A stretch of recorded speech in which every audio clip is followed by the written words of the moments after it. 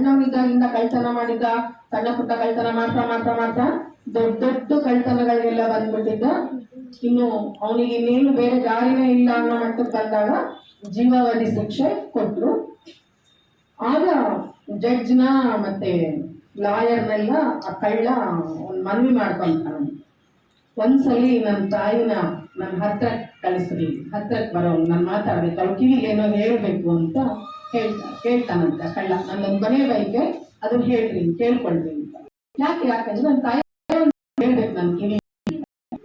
ತಾಯಿ ಆಯ್ತು ಅಂತ ಪರ್ಮಿಷನ್ ಕೊಟ್ಟು ಅವ್ರ ತಾಯಿ ಮಗ ಕಟ್ಕಟ್ಟೆ ಇರುತ್ತಲ್ಲ, ಕಟ್ಟ ಬರ್ತಾನ ಹತ್ರಪ್ಪ ಅಂತ ತಾಯಿ ಕಿವಿನ ಪೂರ್ತಿ ಕಿವಿ ತಗೊಂಡು ಕಿವಿನ ಜೋರಾಗಿ ಕಚ್ಚತಾನಂತೆ. ಕಿವಿ ಕಚ್ಕೊಂಡು ಕೆಳಗೆ ಬಿದ್ದು ರಕ್ತ ಸರಿಯೋ ತನಕ ಕಚ್ಚೋದ್ ಬಿಡೋದೇ ಇಲ್ಲ.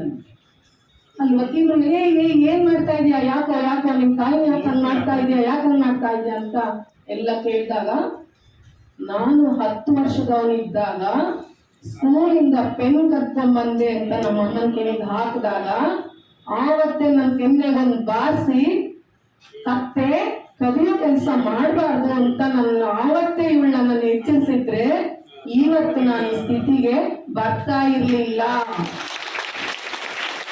ಇಷ್ಟೆಲ್ಲ ಆಗೋಕೆ ಇವರೇ ಕಾರಣ ಅಂತ ಹೇಳಿ ಇವನ ತಾಯಂದ್ರು, ತಂದೆ ತಾಯಂದ್ರು ಮಕ್ಕಳನ್ನ ತಿದ್ದೋಂಗಾಗ್ಲಿ, ನನ್ನಿಂದ ಪಾಠ ಆಗ್ಲಿ ಅಂತ ಹೇಳ್ಬಿಟ್ಟು ಈ ಕೆಲಸ ಮಾಡ್ತಾ ಇದ್ದೀನಿ ಅಂತ ಆ ಕಳ್ಳ ಹೇಳ್ತಾನೆ. ಇದು ತಂದೆ ತಾಯಿಯರ ಜವಾಬ್ದಾರಿ.